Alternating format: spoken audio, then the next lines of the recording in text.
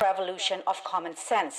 Revolution of common sense. A revolution of common sense. Truth was once common sense, but today, truth is uncommon. Explore biblical truths around faith, business, and politics with Peter Demas. Uncommon sense in current times. Hey folks, welcome to Uncommon Sense in Current Times, where we teach people to stand up for Christ and stand up against culture. You know, on July 4th of next year, so less than 13 months away, we're going to celebrate America's 250th birthday, dating back to the signing of the Declaration of Independence. So I wanted to talk with Rick Green. He's the author of a new book called A Blueprint for Rebuilding Liberty Just in Time for America's 250th. Rick is known as a constitutional coach. He's a former Texas state representative, national speaker, author. He co-hosts the daily national radio podcast, The Wall Builders Show, with Tim and David Barton. He is the founder of Patriot Academy. It is an elite leadership training program, specializes in applied civics with a biblical, historical, and constitutional foundation. So thank you so much for being on the show. I greatly appreciate you being here. Hey, my privilege, Peter. I love it, man. Thanks for what you're doing. We need more uncommon sense, as you say. Yes. Well, I think it was Voltaire that said, common sense is anything but common. In fact, it's quite extraordinary. And we see it every day around here with it. So I guess that's part of kind of what you're trying to do, I think, is you look at what has happened to the U.S., what's happened to America, and you're advocating kind of a rebuilding of America. So what does that look like? Because right now, when I look at America as it is now versus what it was when I grew up, it's not the same. I can't picture where you would even begin. So what does rebuilding look like to you? Yeah, it presumes that there's been something torn down, right? If I'm going to use that title, Rebuilding Liberty, then something must have been torn down. And I think most people today have to admit America is the greatest nation the world's ever known. Most powerful, most free, wealthiest, most benevolent nation in history, or at least has been those things. And most people have recognized over the last decade or so, they've sort of woken up to the fact that the foundation's crumbling. It started with some cracks in the foundation, and we didn't repair those. And so, now we've got these major, huge portions of our society literally falling apart. And then we got to, that led to feeling like we were even moving into a totalitarian state, telling churches when they could open or close. I mean, all the things that happened in the last few years, just insane. And so there is definitely, and I like the book of Nehemiah in the Old Testament as kind of the model for this. There's definitely a need to rebuild the walls. In our case, it's the foundation. It's literally the principles upon which the nation was built, or as Jefferson described it, you've got to lay those principles on such foundation and organize those powers in such forms as you think will most affect your safety and happiness. And we forgot what those were. We just stopped teaching it, man. We stopped teaching what the inputs are that produced the greatest nation in history. And so if we want to make America great again, we got to know what made her great in the first place. And that's the rebuilding that we're talking about doing. But part of that, doesn't that presume that the way we're going to have to do that is through an education system? Yes. And obviously our public education system, I mean, it's a dumpster fire. And it started going all the way back to Dewey, recognizing that, right, hey, if the Soviet Union, it didn't work because it wouldn't work here because it's a violent uprising, but we can do it through the education system. And he outlined a blueprint, which is exactly what happened to create the mess that we're in right now. So with that being said, how do we stop that? Because again, it's a dumpster fire, which you can't necessarily put out easy. And how do you turn a bus in the other direction without flipping it? Yeah, I like to say it like this: the petri dish where bad government grows is civic and biblical ignorance. So if we don't know truth, we fall for the lie. And so there's a virus of bad government spreading right across the country, and it's based on civic and biblical ignorance. You have to build on that. Otherwise, if people know truth, if they know economics, if we just taught economics again, then they would realize socialism never works. It, as we say at Patriot Academy, is bad, very, very bad. And they would realize that free market capitalism is what produced this system. They would learn quotes from guys like Ben Franklin talking about the free market being the means under God of establishing the freedom of our country entire and handing it down complete to posterity. Those types of things, if taught, will make people pause when a politician says, I'm going to give you this, or the government's going to give you that, or we're going to save you from that. If they just knew the truth, if they knew the formula that produces freedom, then they wouldn't fall for all those lies. And you nailed it. The only way to solve ignorance is literacy. Ignorance is curable, but we have to change the education system radically in order to do that, because you've got multiple generations now that have been dumbed down to the point that they don't know, what is it, like 3/4 now that don't know the 3 branches of government? I mean, we're not talking complicated questions here, right? They can't name the freedoms out of the First Amendment. I mean, these basic ideas that used to be a second grader could tell you those things. So they've very much accomplished everything Dewey and the rest of them. I mean, all the stuff from the 20s and 30s, it absolutely had. They won. They won the battle for the education of America. But thankfully, we haven't lost it completely, and that's why I'm going to keep quoting the Declaration because we're in the 250th, so it's on my mind, right? But I love that line that says that when any form of government, so any form of government, that could be local, county, state, federal, that when any form of government becomes destructive of these ends, Jefferson's referring back to life, liberty, pursuit of happiness, all those things, it is the right of the people to alter or abolish it. So I see education as one of those things that government has completely messed up, and we have to alter or abolish it. Now, I'm not for abolishing government completely. I'm for abolishing certain areas of government, like the Department of Education at the federal level. Was never constitutional. Only since Carter were we dumb enough to try to do that at the federal level. But it's going to take big changes. So getting rid of get the feds out of it, getting competition so that homeschooling and private schooling are options that every parent has and that they can tap into, which will cause the public schools to either get better or go out of business. That's what it has to be. It has to be competition to the point that if I don't raise my standards and provide to parents a good education for their children, they're going to go elsewhere. And so there's a lot of things that need to take place, and it's going to take a generation, man. Peter, we've got to be in this for the long term, right? We're not going to solve this overnight. But it starts, those are all big picture stuff. It starts with us. I have to know the Constitution. I have to know civics and the formula. Then I got to teach my children, my family, the people in my neighborhood, my church, my community, and then it grows from there. But it starts with just saying, I'm going to invest a little time, a little bit of my life, a little bit of my fortune, a little bit of my sacred honor into restoring the education in this country and rebuilding these walls. But if Thomas Jefferson were to make that speech that you just said on January 6th of 2021, my goodness, you're right. Yes. If he were to make that speech at a local school board hearing in Virginia, he'd be arrested, thrown out. He would be a social media. Yeah, he would be canceled on YouTube.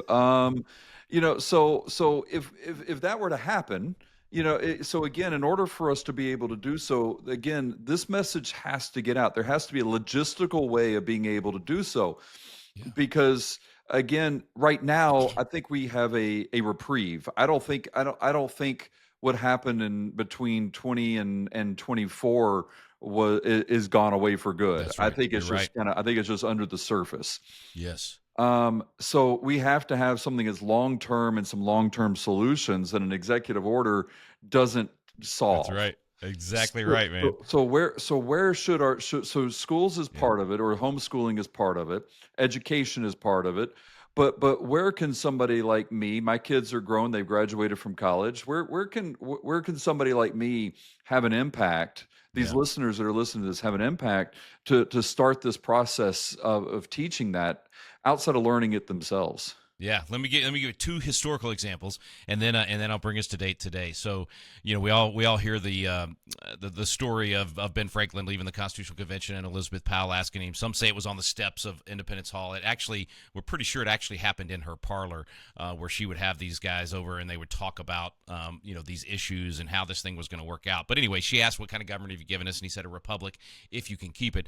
Well, I call Elizabeth Powell the first Constitution coach in America because she was actually gathering people into her home, into her parlor, and asking the tough questions and having the conversations, getting people together to have civil discourse to find the solutions. Fast forward to 1961, and Ronald Reagan produces a record album with, believe it or not, the American Medical Association's auxiliary organization, so basically the spouses of doctors.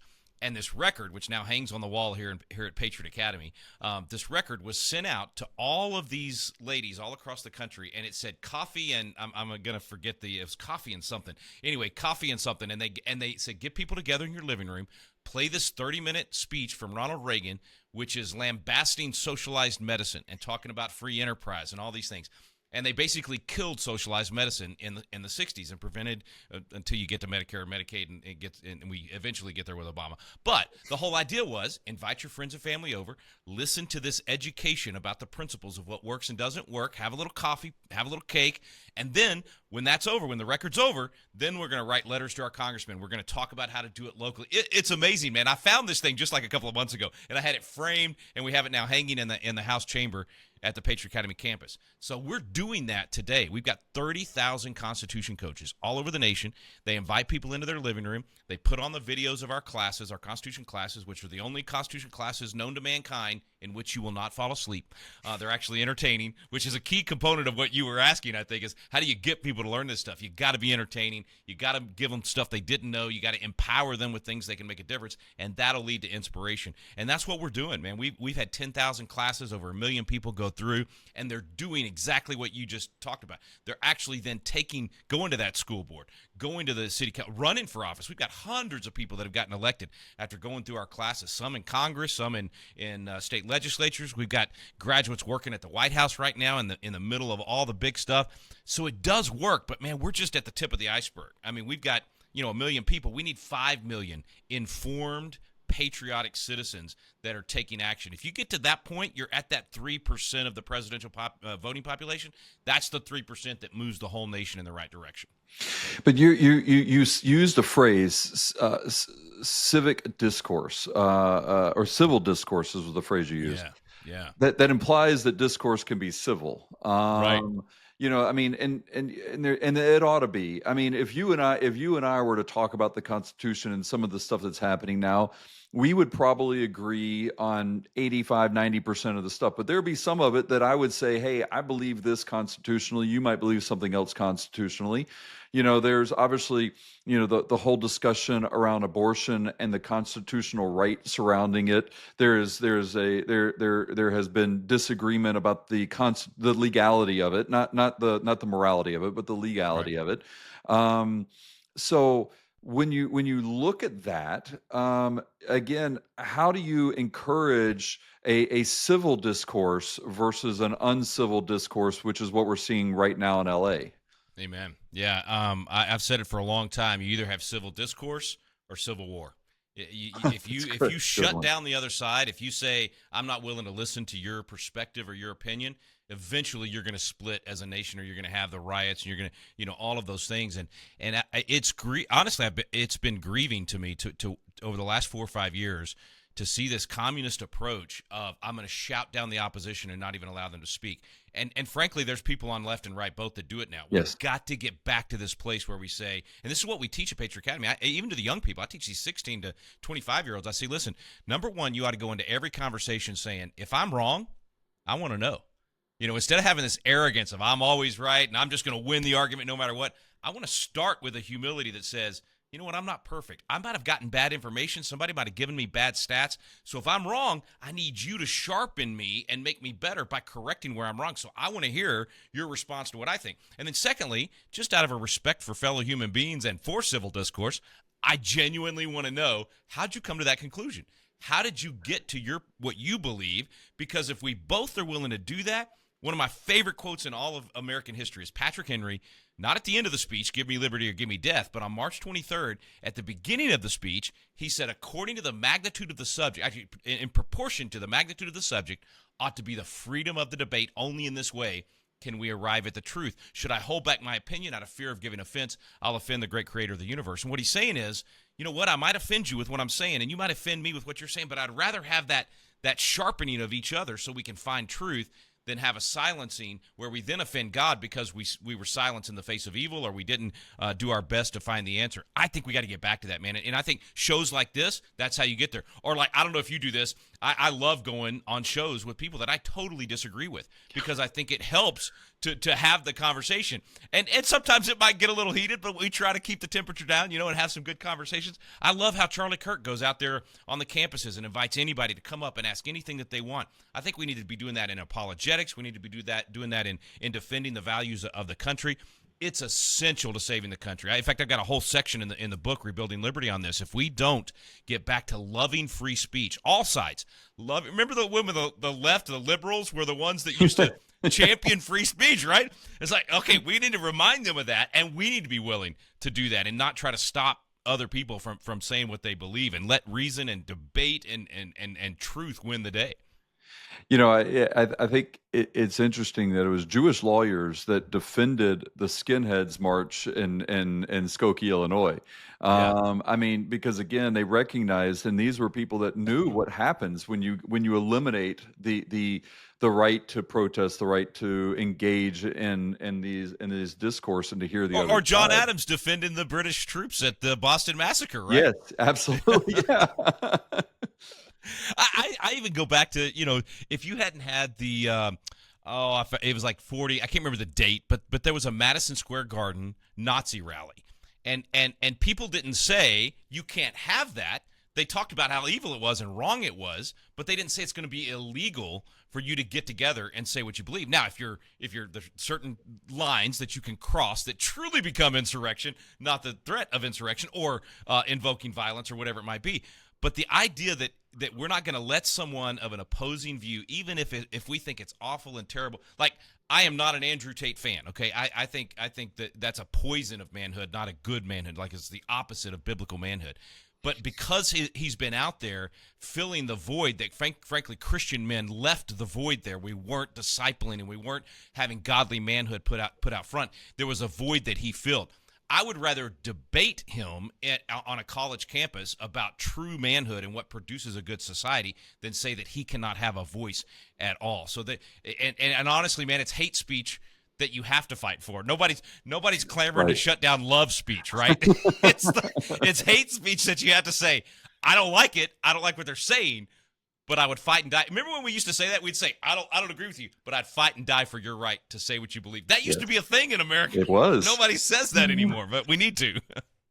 So, but there because of cancel culture, because of, I would argue, social media, because of this, I think we have added a fear factor of people not wanting to speak out. They're afraid to speak out. They're afraid of losing their job, or people may not. If they're an entrepreneur, they may lose. Yeah, all of this happens from it. You also, I don't get invited to the Christmas parties anymore. Yeah. This type of stuff. There's a fear factor involved in this. What do we do to help overcome that piece? Because I think that's critical in order to get this framework going back. I'm not very nice about this one, Peter. I'm just going to tell you right up front, man. There's a at the end of we've got our most popular course is called Biblical Citizenship in Modern America. I mean, that's been the one that's had the most people go through it. Kirk Cameron and David Barton, all these other people teaching, and it's really cool. But at the end of the course, I think it's in the last week, David does this talk. Actually, it's earlier in the course. Never mind. He does this talk on courage, and he talks about the fact that in 70s, at the time we recorded, we filmed it in 2021. At the time we filmed it, 77% of people of faith said they were self-censoring, that they admitted that they were self-censoring on social media or at the family get-togethers or whatever. They were afraid to say what they believed or just offer their opinion. And of course, David then goes into, cowards are the first ones listed that'll be in the lake of fire. Right. We hit it pretty hard, saying not to be cowardly. But I say to people, you need to go read Thomas Paine. I mean, Uncommon Sense. Let's go read Common Sense. Let's go read An American Crisis and see where he talks about how important it is to stand up in your day and how the Tories were the ones that were saying, as long as I don't have to fight in my day, as long as it's my kids, or how evil that is, how we have to be willing to give up sometimes the job, the promotion, the family dinner, or whatever it might be. And we don't have to be obnoxious about it. We don't have to be jerks about it. We often say speaking truth in love. My pastor likes to say you have to speak truth because of love. So you're willing to speak truth to that person because you love them, and you want to say, hey, don't, this thing's going to harm you in the long run that you're choosing to do, or this thing will harm our community. I think, man, that it comes down to courage, and it comes down to the sacred honor part of lives, fortunes, sacred honor. When I break that challenge down to people, I always say, lives, that's your time, giving some of that. Fortunes, obviously your money. But sacred honor, that's the hardest part for some people. That's your reputation. That's your willingness to say something that might not be popular at the time. People are going to call you names. for the most part, they're not going to be shooting at you. You know, I used to get, when they come after me politically when I was in the House and say all these lies about me and all that, and I'd get down about it, and then I finally realized they're not shooting at me. I mean, our military veterans go lay down their lives for our freedom. The least I can do is be called, names and all of that. So it's courage, man. It's finding courage, instilling courage, getting people. That's the one thing that's probably missing the most, certainly in the church today, but I would say even in just American culture, is courage. So telling the stories of the founding fathers and others throughout history, telling about Patton, telling about all these people throughout our history that did amazing things, especially the young people. Sybil Ludington, 16-year-old midnight rider. Nathan Hale at 21 giving up his one life. I mean, all of those stories instill virtue and courage and make us want to be like that. And that's why Ronald Reagan said, if we forget what we did, we won't know who we are. That's where we are, Peter. We forgot what we did. We stopped telling the stories, don't know who we are. How do we get back to that place? We remind people of what we've done. Do you think that this is a question I'm not quite sure how to word this question. Do you think that the young people do not, because they're uneducated of what our founding fathers did, what they gave up and sacrificed, that they have replaced the heroes of that time with Marvel superheroes, and that they see heroic activities being people like Doctor Strange and Iron Man versus the real heroes of our day. Do you think that has transformed in that way, and that's what's creating some of this cowardness of people? Well, and I'll add to that. I'll say that the Marvel characters used to reinforce the American value system and the pride in our country and even Constitution and Declaration principles. I mean, my favorite comic book ever is in one of the Civil War comic books. Captain America is saying to Spider-Man. Spider-Man asks him, he's like, why are the very people we're trying to protect are turning against us? Like, what do you do when that's happening? And that's when Captain America gives that great speech about when the whole world is telling you that something wrong is right, your job is to plant yourself by the river of truth and say, no, you move. It's a great speech, man. And so even the comic books used to back up what we're talking about. But I think it's also why, in 2020, when they were burning cities and you had these white liberal kids from Antifa and blacks that had been lied to about the American story with Black Lives Mafia, not mattered, Black Lives Mafia, black friend of mine taught me that. Those groups were out there, and yes, there were Marxists leading those groups, but a lot of the kids that were marching with them, they truly believed they were marching for a righteous cause. I mean, they had been so lied to about who America is, what our story is. Do we have sin in our past? Absolutely. Do we have slavery in our past? Absolutely. Every nation on the planet had it in 1776. We were the first ones to ban the slave trade. We beat England by 3 weeks. We were the fourth nation to ban slavery completely. I mean, our story's actually remarkable, but they were lied to. I guarantee you this. Sorry, I'm going down a rabbit hole here, but no.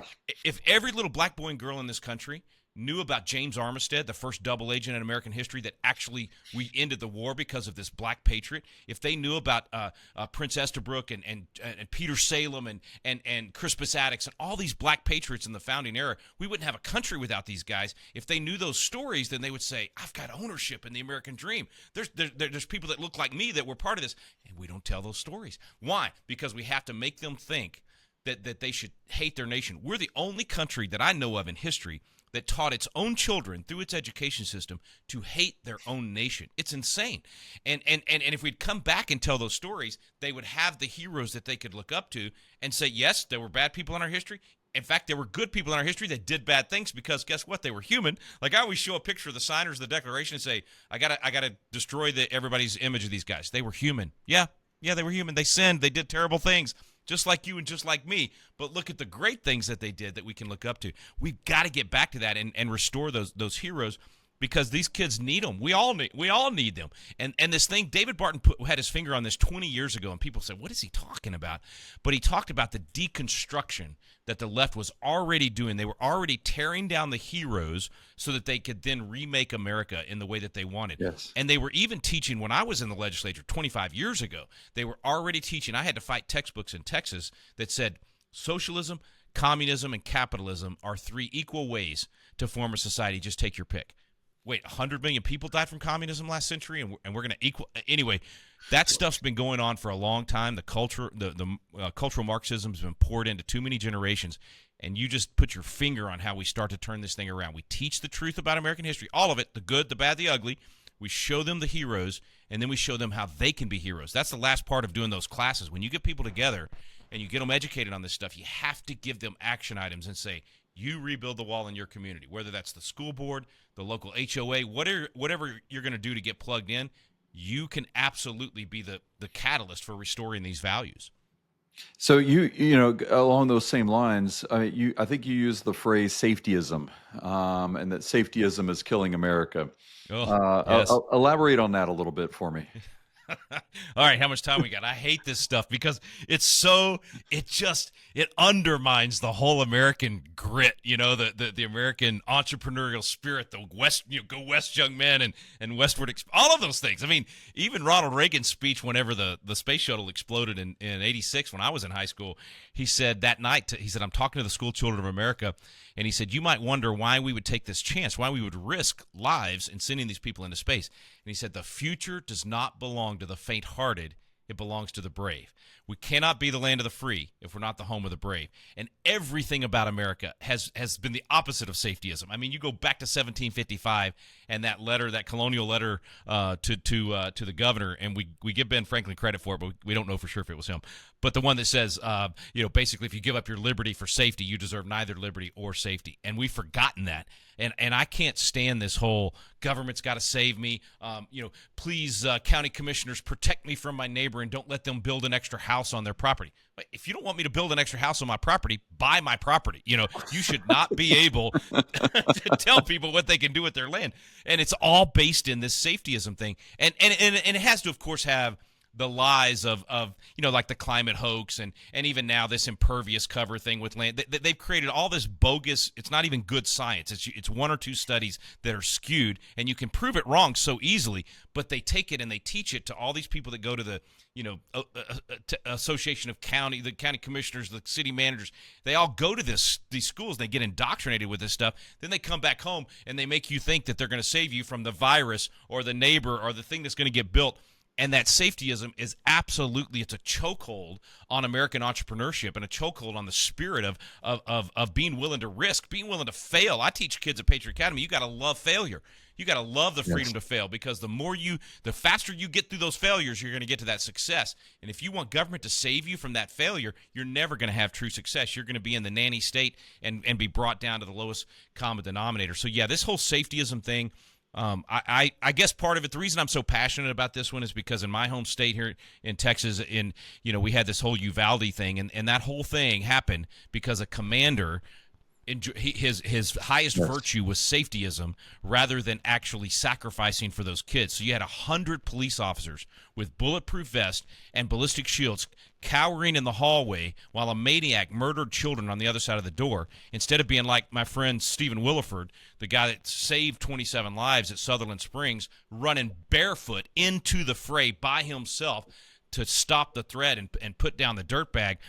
We've got to start teaching, and our theme here at Patriot Academy is not be safe, be dangerous. Dangerous to the enemy, dangerous to apathy, and an absolutely existential threat to tyranny. That happened 4 years ago, became a theme of ours, and now my friend Victor Marks, I love this guy. You got to get him on your show if you haven't had him, but he's got a great book out called The Dangerous Gentleman, and it captures exactly what I'm trying to say. He says it so much better than I do. But bro, we've got to get rid of that safetyism and get back to saying and I don't mean stupid, right? I just mean being the defender of the defenseless, the terror to the terrorist, the person that's willing to stand up and say, I will stand in the gap. I will lay down my life for my friends, my family, my country. And that might mean just laying down my job or laying down the promotion or laying down my reputation, but it means I'm willing to step out and be dangerous in order to preserve freedom and liberty for future generations.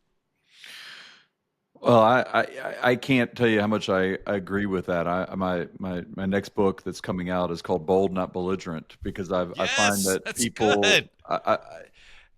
My last book was on the duty of Christian civil disobedience, and every time somebody would see that, they would freak out. And so I'm like, I realized they didn't even have the basic foundation of being bold and what that means and why on it. So I'm glad to hear you're teaching people this, because it is not taught. I mean, even in the homes is not taught. Whether or not we have to go out riding a bike in our driveway, look with a coat of armor on, that we might get a skinned knee. Right. I see this across the board, and I've been in the restaurant business most of my life, and I've watched things change from the time we used to, we would cut a finger and just wrap it up with, duct tape and continue working, versus now, you have to go to the hospital and you got to take pain medicine, and you got to, Put everybody else in hazmat suits. Yeah. It is shifted in such a way that to me is just, it's a little surreal, when I watch it. So absolutely, and it's tyranny by regulation. It becomes, and it totally chokes everything down, and it makes people unwilling. If you raise kids in that, they're not going to have the grit or the resilience to deal with. I don't know if you know Brad Steiner or not. He's God's comic. He's a great comedian. Yeah. You would love him. You got to get him on. Yes. He does this whole bit on, now that's like, you got this spongy ground for when you're going to play on the playground. He's like, no, that's supposed to be pavement. When you fall off the handlebars, you need to know you fell. And anyway, he's hilarious. But it's so true. It's kind of the James thing. Count it all joy when you experience various trials, because God's using those trials to make us perfect and complete, lacking nothing. Well, if you don't have the trial, if you don't have those things that toughen you up, it's why we have the whole snowflake thing, right? We've just protected people to the point where they just don't have the grit anymore. So I love the title of your book. Kirk Cameron's got Born to Be Brave out last year, and he's certainly with us on this. He totally agrees. You got to be willing to take those chances. You got to teach kids to be willing to do that, and teach businesses and Americans to be willing to do that. So, man, I can't wait to see your book. I'd love to have you on my show when it comes out. Sounds good. Well, I appreciate. And by the way, Christianity is supposed to be brave, right? If you want to be safe, you chose the wrong religion. This is not a safe religion. Well, and here's the thing: if you aren't a threat to Satan, and you're not under attack, the question is why not? So Amen. If you are living a safe Christian life, the question is why? What are you doing wrong to live a safe Christian life? I don't understand where people think that being Christian is just going to be nice, easy, and just full of sunshine and rainbows. Just doesn't work that way. No, that might be some sort of rainbows and unicorn American Christianity, but that is not biblical Christianity. No, it's not. Well, Rick, I thank you so much. When is your book coming out? Should have it out July 4th. That's the goal. We're down to today it's about 390 something days. So 365 days from the 250th is when we hope to release the book and the course. We're going to have a 4-week course, and it's free. Anybody can, patriotacademy.com if they want to sign up and be a coach or a host, and do it in their living room, churches, Harley Davidson dealerships, bait and tackle shops. We got them going all over the place, man. And it's called A Blueprint for Rebuilding Liberty. So how do people find it? Can they, you said it's coming out then, can you pre-order now, or how else can you find it? But just be ready. Go to patriotacademy.com/250th, and you can learn all about the effort, and maybe even sign up to be a part of we got about 100 organizations we're partnering with. So there's going to be a lot of classes starting that week of July 4th. And then you'll like this, July 4th, the actual 250th next year, we're going to have a big party at our campus. We've got a Patriot Academy campus in Fredericksburg, and we're building Independence Hall. So we're hopefully going to cut the ribbon on our mock-up of Independence Hall. So you don't have to go to Philadelphia and get shot. Come to Fredericksburg and go through Independence Hall, and then we've got gun ranges where you can do the shooting. So it's a total twist. Yeah. Well, that sounds good. It sounds good. I will imagine that you probably have a few more red tape to have to go through in building that than what they did back. Okay. When does this air? When does this podcast air? I'm not sure. We have not got one of them scheduled yet, but it'll be coming out probably. I want to try to have it released somewhere closer to your publication date on it. Okay, I'm going to give away a secret then. So we are on July 4th this year declaring our independence, and we are forming Constitution City, Texas. We're incorporating as a city so that we can block the county and build this thing like we want. So stay tuned. That sounds great. Well, when we get closer to that, I definitely want to hear more about that. So, hey man, thank you so much for having me. Let's do it again. I'd love to get you on my show as well. All right, that sounds good. I appreciate it. Thank you so much, and look forward to talking with you again. Thanks a lot. God bless. All right, see you.